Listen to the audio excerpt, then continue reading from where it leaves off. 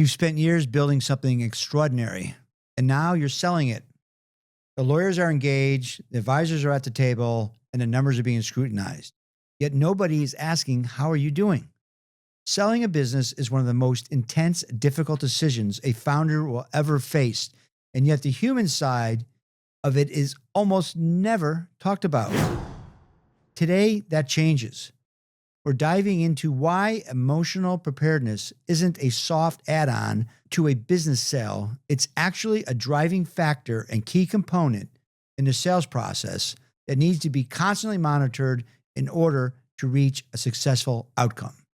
My guest today is Ellen Palmer, a holistic life coach with over 15 years of experience helping entrepreneurs and leaders navigate some of the most important decisions and transitions of their lives, including one that may define a legacy, selling the business they built. Ellen, welcome to the podcast. Thank you for having me on. You know, as I was preparing for this, I kind of reflected on my 25 years working with business owners and their families. Mm-hmm. And there's always that one moment when we're getting close to the selling and closing the deal that the owner and their family have a panic attack, a stressor, a doubt or something. And I look at it and like, that's the issue that we have to talk about, right? We have to be communicated with them. They have to feel good and comfortable and transparent and trusting of our advice. And so we're very open and frank about it. And so to get them kind of back off the ledge to like, this is a good thing, what I'm doing. So from your perspective, and like you've had 15 years dealing with business owners, founders, you know, what are some of the key factors that kind of tick off that make this happen with owners? Well, for many, selling a business feels like a financial transaction for those that are on the outside. But for the founder and the families and the executive teams, this is, it's an identity transaction. It's a relational transaction. And so there's just so much more invested than what you see in the spreadsheets. Yeah. So, you know, it's funny because we just recently closed the deal. And I got to say that we had to pull our owner back a half dozen times. I'm done. I'm finished. I don't want to do this. I got to rethink it. And he wasn't a young person. I mean, he's at what I call getting ready for the back nine of his career, right? Over 65 years old. And every time that something happened that more from like a miscommunication or misunderstanding, because owners typically don't. And this is the first time. I mean, 95% of our clients over the last 25 years, this is the first and only transaction they're doing. So they're good about what they do during the day, but when it comes to switching over to the sales process, it becomes a uncomfortable feeling, right? Most definitely. So what are some of the things, so, you know, in your business, you know, and we're usually brought in at the end, right? We're literally hired and engaged at the point of a transaction where, you know, they're looking to make a deal, right? It's not like we're coming in 10 years, 5 years, 3 years before and say, okay, I want to sell and prepare.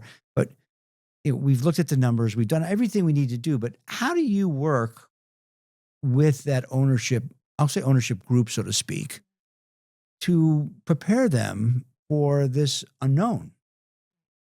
Two things. I want to go back to what you said before. Someone has strong leadership. They're capable in every way, shape, and form. They're a strong communicator, and now they're selling their business and the wheels fall off.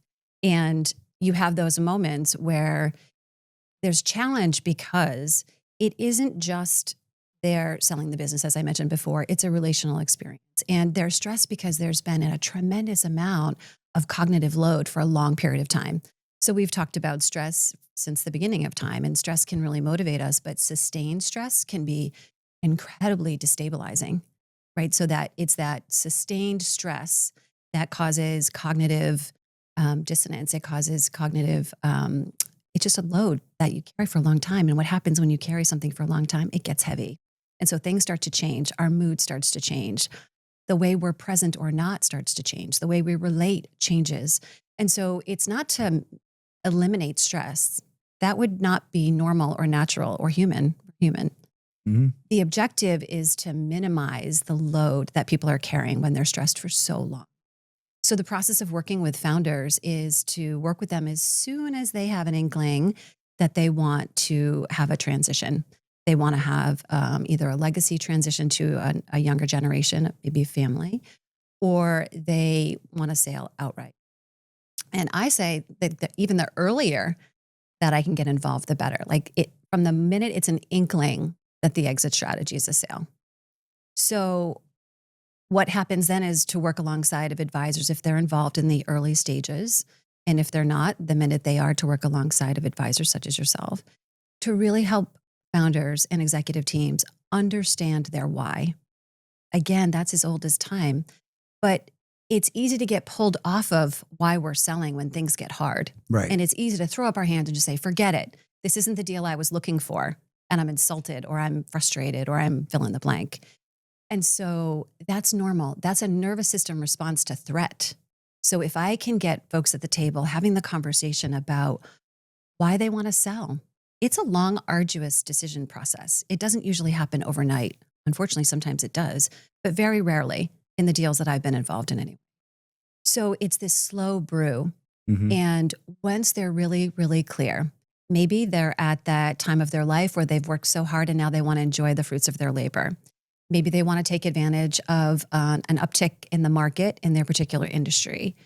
Whatever the case may be, getting them grounded in why they're wanting this sale helps have a landing place for everybody when things get really stressful. You know, whether it's the valuation process or the diligence or the timeline changes, Right. something's going to come up, and it's okay. If you're grounded and you have a very an open way to communicate what was already been decided as the why, that's half the battle. Yeah, we've always found that, or I've always found that, open, frank, honest communication, Mm-hmm. even if the owner, your client doesn't want to hear it, they need to hear it. Mm-hmm. And so you don't sugarcoat things. You got to be totally transparent. You got to gain that trust. I mean, we're coming in at a stage, which is, we said earlier, like one of the most decisions that this owner is going to make. And they have a very limited exposure to us. Mm-hmm. So really working with them to gain that trust factor is paramount, because we want them to lean on us, right? This is what we do for a living. We want to make sure that they can feel comfortable calling us at any time. I always call it the 9:00 Friday night phone call, right? Something comes up, 9:00 Friday night. Hey, what was this again? How does this work? The answer is you always pick up the phone. You always answer. You may have answered the question 10 times before, but he or she still doesn't fully understand it. So you go back to square one and you're very patient and you talk to them through it so they can feel comfortable. Exactly. Because if they don't feel comfortable, they may not do the deal, which is, it's in their best interest for them and their family, just for lack of communication or miscommunication or misinterpretation. So those are the type of things that I think, and a lot of this happens like at the LOI stage, when you sign the agreement to do a deal and you get into due diligence. Because most of our clients haven't been through it. So all this stuff is they're trying to run their business, because that's not stopping, right? They're not, that business, they got all the issues with their customers, with their vendors, with their bank, with their employees, of course, mostly. And they're trying to manage that. And likely they haven't told anybody yet that they're in the process of selling their company. And so on the other side of the brain, they got all this other stuff. They have no idea what it is. And they're looking how to do that. So what ends up happening? You get to a meeting with a potential buyer and the client sits there like this. And he's like, and you're like, okay, that's not good. Right? Exactly. So 3 things. Yes to all of that. That is all very, very true. I'm going to go back to trust. When you are building trust with someone, it requires the utmost honesty. Trust is honesty. It's not being nice where you're telling them what they need to hear. It might calm someone down in the moment, but there will be an eruption for sure. Because what's sitting under the foundation of nice is a lot of messaging. People have their own conditioning. They're going through something. They can sniff it out. What aren't you telling me? So then trust starts to fracture. We question it anyway. But when you can be kind, that's direct. To tell you the way that it is so you can make a discerned decision. It may not be, as you said, what you want to hear in this moment, but we're in this together. I'm walking this path alongside of you, and you have hired me for my expertise, and I'm involved in this deal because I know how to get you through this A to Z in a way that keeps you intact, your organization intact, and your family intact.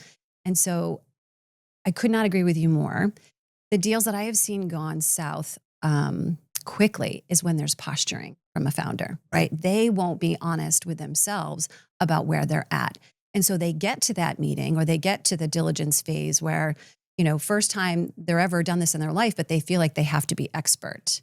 And so they're posturing. They are using language maybe that they're not familiar with. They're really trying to be sound and know as much as they're supposed to know, but they couldn't possibly. They've never done it before. And so your role is so important in that you have an opportunity to take that off their plate through a way of being very calm with them, very collaborative, and say like, you do what you do exceptionally well. Let me take this off your plate so that you can, I refer to this phase, change your clothes while you're driving, Right. right? It's dangerous. And so let me take this off of your plate so that you can focus on what you do well. And that's when you start to see shoulders drop. There's a little bit more movement. There's a little bit deeper breath. People are living here in this really heightened state of stress. They're dysregulated. So yes to all of that. And it's very real. We have to remember in every situation, people are doing the best they can with the nervous system that they have, right? So my nervous system is having a relationship with your nervous system. Yes, we're talking, we're collaborating, we're thinking, we're relating. Right. But if I'm dysregulated and you're dysregulated, then our nervous systems are carrying the conversation. They're carrying the outcome of that conversation. And so if we can start looking at people from a different perspective, like we don't know what people have gone through. We don't know what even went on this morning. We don't know what's going on in their family, what's at stake here from a sales standpoint. And so if we start looking at people from a nervous system standpoint, where might they be at? And I know this is probably something you already do, is to be very relational with that seller from the get-go. Like, how are you really doing? What's going on for you? Right. Help me understand so I can be of utmost service to you throughout this entire process. I always check in. Yeah. Nothing about the deal. I said, how's it going? You feeling all right? You feeling good? Anything in your mind you want to talk about? I mean, I'll pick up the phone at 7:00 at night because I got a text from my client or something. I'll say, hey, Kevin, just, I got your text. I just want to check in. Is there anything that you need to talk about? Right. We're there to be a sounding board, be a source of information, and really is to explain in just business terms or just plain language what this is and why they need it. I mean, for example, we closed a deal several years ago, and the lawyers were hammering our client on this one point, and my client was getting really upset about it, frustrated. And I went to him. I said, Jim, how many times have you been sued on this in 35 years of business? And he said, never. And he goes, oh. I said, so let's not pick a battle here. It's not something that's going to affect your transaction. It's never happened in 35 years of business.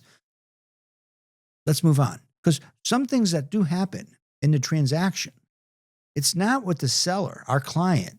It's when the lawyers start getting button heads with each other. And it's like, that's when we need to step in and say, hey guys, and the business people need to step in. I've been talking about our client and the buyer. Hey, we need to have a conversation offline without the lawyers about these issues and settle it ourselves. Because if the lawyers start going back and forth and all of a sudden you get this document redlined and then, you go through 25 revisions of the purchase agreement, and like some of this stuff is driving our clients through the roof, and they start getting that, as you say, tensed up, anxious, they frustrated. We call it deal fatigue in the trade because it's hard. It's so real. Those are the type of things that I think are really important, is to be, again, like we talked about earlier, is that openness, communication. And you see something, whether it's related to the emotional preparedness or just the anxiety or stress of our client, or you see something going on in a transaction, we have to step in and say, time out. Why are we doing this? This is not what we agreed to, right? Someone has to be the advocate for our client. That's our job. So Yes. And what I want to offer there too is mental health doesn't show up typically as someone looking across the table from you and saying, I'm struggling. Or if you ask them how they're doing, they'll say, I'm struggling. It doesn't typically happen that way. What typically happens is there's a change in behavior, right? So, hypervigilance about proving worth, Mm-hmm.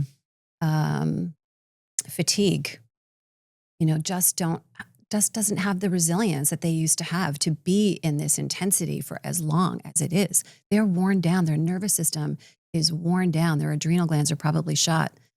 And so it looks exactly as you're experiencing it, but no one talks about it.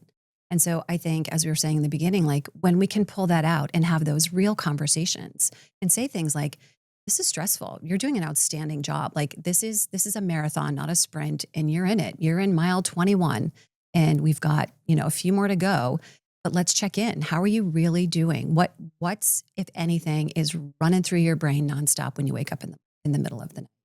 Yeah, it's we recently closed a deal, and I got a call at 8 o'clock last night before the closing. The other night before the closing, and the client called me and said, "Look, I just want to call you and thank you."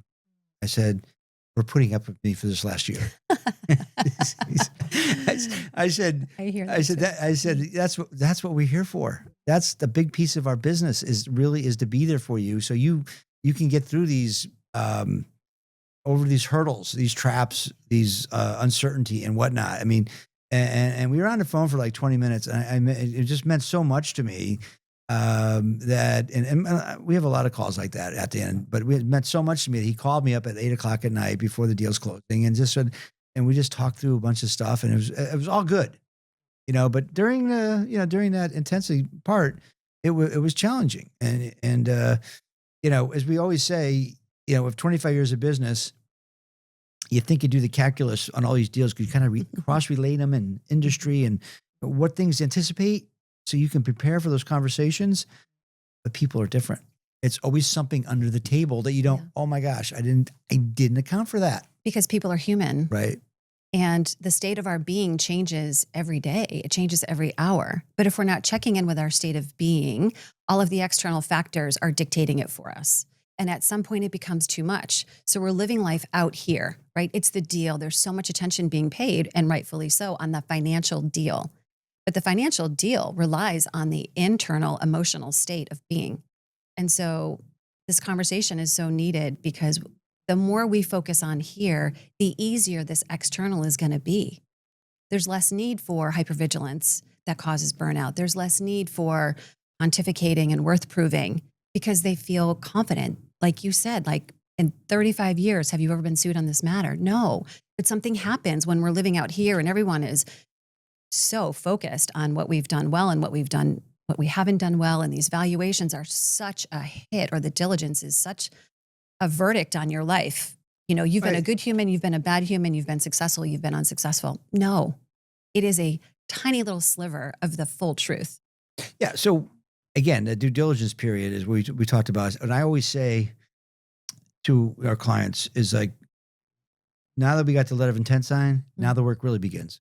Because these next 3 months, you're going to go through an MRI and CAT scan of everything of your life, not just the business, but they're going to check social media, they're going to check background checks, they're going to check, they're going to go through a multitude of things, not only with you but also your family members. And we've had a couple transactions in the past where our client thought that the next person, because they want to retire, they want to move on, or they're older, the next person they've been grooming for 6 to 10 years is ready to take over, and we need to talk about it, and then they can't handle it. Because I've been in that situation with someone. I mean, that's that next thing, right? That next generation, and family member or non-family member, that preparedness, you're dealing with the owner, one aspect of it. And then when you're looking for someone who's going to take over, and you bring new people into the transaction and they're not prepared either, that could really have a major impact. Well, lots of times they're not prepared because we've focused on operations and systems. We put people into leadership positions without helping them understand what leadership is and how to get there. There's a gap. There's a wide gap. So cognitively, someone could be ready to step into that place, but they may not have had a chance to develop their character enough, or their maturity, or their communication skills. And all of that is glaring. It's glaring. And so, yeah, deals in the last minute can fall through because of that. And there's so much to be said for taking a pause and understanding the other side. So let's talk about the diligence, right? So letter of intent inside, you're going deep now. Everything is like it's a forensic scrub on your life, essentially. Everything's on the table. And it feels like a character assault. And so if we can pause as the seller saying, if I were the buyer, I would want to know these things too. I've not done anything wrong. And if I've done anything wrong, we've taken care of that legally or whatever the case may be. Things go wrong and we fix them. And so when things are hidden or there's posturing, that's when things go south. So we come back to honesty. We come back to perspective, relational perspective. If I were the buyer, I would want to know this too. So again, it takes our shoulders from being like earrings to down here going, oh, right, I would want to know that, wouldn't I? And so what if it's okay? And like, what if it's true that I'm very activated because of it and I feel like my character's being assaulted? And what if also it's the right place to be right now to get to the sale? This is such an important topic that gets overlooked when you're selling the business. And as we got into the conversation, we realized there's so much to talk about here. So we decided to break it into 2 episodes, and we'll be releasing that one at a separate date. So if you enjoyed this podcast, we had another episode. We did really dealing with deal fatigue, the stress, anxiety, the pressures, how to relate to those. And if you're interested, just click the link below. You can watch that as well. Again, my name's Keith, the Osage Advisors. Thanks for being with us today, and have a great day.